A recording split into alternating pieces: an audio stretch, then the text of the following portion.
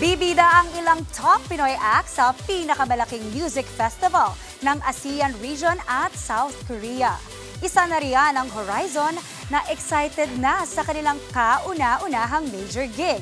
Nasa frontline ng balitang yan, si News 5 Entertainment Correspondent Von Vilinario.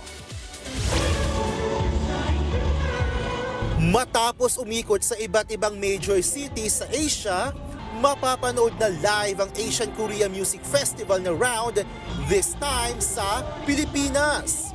Isa ito sa mga pinakamalaking pagtitipon ng artists mula sa ASEAN region at South Korea kung saan bida ang iba't ibang musika at kultura. For Team Philippines, ibabandera yan ng grupong Horizon.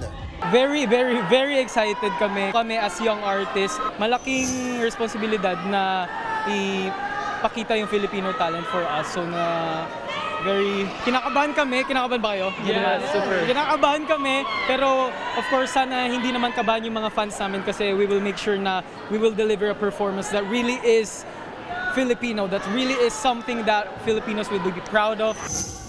Ito ang isa sa mga major gig ng grupo this year, kaya naman dapat daw talaga silang abangan.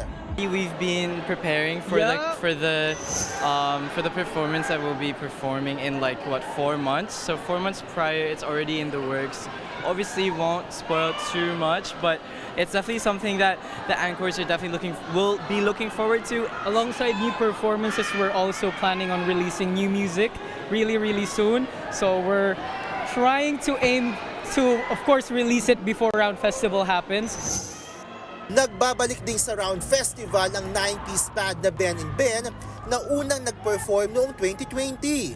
Mas kinakabahan tsaka excited kami for this one kasi first time na live, we won't take it for granted and we'll give it our 100,000 million% as always. Bukod sa Horizon at Ben and Ben, kasama rin sa lineup ng Filipino artists ang Cup of Joe at si TJ Monterde. Present din sa MediaCon ng P-pop group na Kaya and hosted by Foreignoy Grand Winner at Dabber Cats Yuniol Kim. Abangan ang ASEAN Korea Music Festival sa April 18 at 19 sa Araneta Coliseum.